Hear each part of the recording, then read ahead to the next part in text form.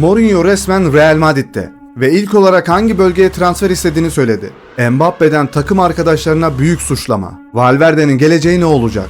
Vinicius Junior'un Mourinho hakkındaki yorumu. Başkan Perez'le Mbappe toplantı yaptı. Bu toplantıda neler konuşuldu? Arda Güler'den haberler, Real Madrid'den haberler, hepsi ve daha fazlası bu videoda olacak. Hazırsanız başlayalım. Mbappe'nin annesi Bernabéu'nun oğlunu yuhalamaya başlamasıyla histerik bir şekilde gülmeye başladı. Oğlu gibi o da gülmüş arkadaşlar tribünden. Yani bunlar neden gülüyor anlamıyoruz hala. Mbappe Ronaldo'nun ünlü sözünü Instagram'da paylaştı. Bunu kontrol etmedim ama paylaşmıştır büyük ihtimalle. Belki de benden çok iyi olduğum için nefret ediyorlar diye bir yazısı vardı, sözü vardı Ronaldo'nun. O sözünü paylaşmış Mbappe. Sen çok iyi değilsin bence ama yine de sen bilirsin kardeşim. Mbappe Real Madrid içinde onun figürünü zayıflatmaya çalışan insanlar olduğuna inanıyor. Bu onu çok üzdü. Marca gazetesinin haberi, bunlar derinden gelen haberler arkadaşlar. Marca gazetesi de biliyorsunuz Real Madrid'e yakınlığıyla biliniyor. Takım içinde onun figürünü zayıflatmaya çalışan kişiler var, oyuncular var ya da çalışanlar var. Bunun kim olduğunu söylememiş. Herkes birbirine laf atıyor. Yol geçen anına döndü takım. Garip ya. Taraftarlar Mbappe hakkında neler diyor arkadaşlar, onlara da bakacağız. Sizlerden ricam olacak, bu videoya 1000 like gelirse arkadaşlar çok sevinirim. Kanalımızın gelişmesi için abone olduktan sonra da bildirim zilini açarsanız çok mutlu olurum. Şimdiden teşekkürler. Taraftarlar ne diyor? Mbappe hiçbir şey yapmıyor, ayağını uzatmıyor. Silinip gitmesi için, sakat olması ve İtalya'ya gitmesi için. Çok umursamaz, istediği şeyleri de yapamaz saha içindeki. Takımın dışında, takımı düşünmüyor, sadece Ester'i düşünüyor diyor, oynamıyor diyorlar arkadaşlar. Taraftar da bayağı tepkiliydi maçtan sonra. Toni Kroos inanılmaz bir şekilde patlamış Mbappe'ye, sanırım bir okuyalım. Mbappe'yi Arbeloa'nın yedek bırakma kararına basına şikayet ettiği için sertçe eleştiriyor. Toni Kroos Mbappe'yi eleştiriyor. Basına karşı, basının önünde Arbeloa'nın yedek bırakma kararını eleştirdiği için Toni Kroos neler söylemiş. Bakın dün Oviedo maçından sonra Kylian'ın röportajlarını izledim. Her şeyi baştan sona izledim ve dürüst olmak gerekirse biraz şaşırdım. Arbeloa'nın onu yedek bırakma kararına karşı kamuoyu önünde şikayet etmek. Real Madrid'de işler böyle yürümez. Mikrofonların karşısına çıkıp koçun sana Mastantuono, Vinicius ve Gonzalo'nun arkasından 4. tercih forvet olduğunu söylediğini söyleyemezsin. Özellikle koçun hemen ardından çıkıp böyle bir şey söylemediğini belirttiğinde. O kısım hiç doğru değildi. Yanlış anlama mı, iletişim hatası mı, her neyse. Bu tür şeyler soyunma odasında yüz yüze çözülür. Basına havale edilmez. Bu sadece takım etrafında gereksiz gürültü yaratır, çok doğru. Bu beyaz formayı 10 yıldır giyiyorum. Bu kulübün ne talep ettiğini tam olarak biliyorum. Koç 11 kişiyi seçer, kararlarını antrenmanlarda gördüklerine, taktiklerine rakibe göre verir. Oyuncu olarak işin bunu kabul etmek, ertesi gün daha sık antrenman yapmak ve sahada ilk 11'de olman gerektiğini göstermek. Burada her zaman böyle olmuştur. Koça medya baskısı yapamazsın. Bu saygısızlık gösterir. Sadece Arbeloa'ya değil tüm gruba saygısızlık olarak yansır demiş böyle. Real Madrid bir ailedir. Daha önce dev egoları olan oyuncularımız oldu. Ama kalıcı olanlar ve başarılı olanlar Arma'nın önce geldiğini anlayanlardı. Yetenek tek başına asla yeterli değildir. Mbappe inanılmaz bir futbolcu. Dünya klasmanında hız, bitiricilik, her şey. Kimse bundan şüphe etmiyor ama bu kulüpte kendine eylemlerle, tutarlılıkla ve doğru tutumla kanıtlarsın. Gazetecilere açıklamalarla değil. Hepimiz onun burada başarılı olmasını istiyoruz. Taraftarlar, takım, herkes. Ama bu tür şeyler kimseye yardım etmiyor. İçeride çözün, daha güçlü dönün ve performansınızın konuşmasına izin verin. Bu Real Madrid yolu o kadar basit. Çok güzel konuşmuş Toni Kroos. Yani basına şov yaptı. Hocasını küçük düşürdü, Mbappe yapmaması gerekiyordu. Arbeloa'dan yedek kaldığı için sinirlenen Carreiras'a kendi antrenörlük lisansını alabilirsin demiş. Yani bakın arkadaşlar, bu takım çok garip bir yere gidiyor. Fabrizio Romano yazdı. Fede Valverde geçen hafta Tchouaméni'nin vakasından sonra bugün Real Madrid ile ilk antrenmanına geri döndü arkadaşlar. Valverde sahada. Kafası falan sağlam duruyor. Onaylandı. Vinicius Junior, Jose Mourinho'nun gelişini bir sorun olarak görmüyormuş arkadaşlar. Aslında bir sorun ikisinin birlikte olması. Son dakika. Önümüzdeki saatlerde Mbappe ve Perez arasında bir görüşme planlanıyor. İkisi arasında bir toplantı olacak.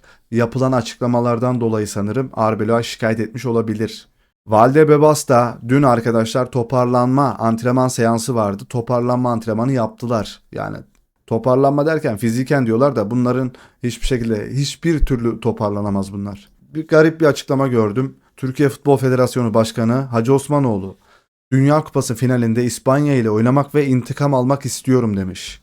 Bu arada ben Türkiye'nin Dünya Kupası'nda finale kadar da gidebileceğine inanıyorum. Sizler inanıyor musunuz? Yorumlar kısmında bir tartışalım. Sizce nereye kadar ilerleriz Dünya Kupası'nda?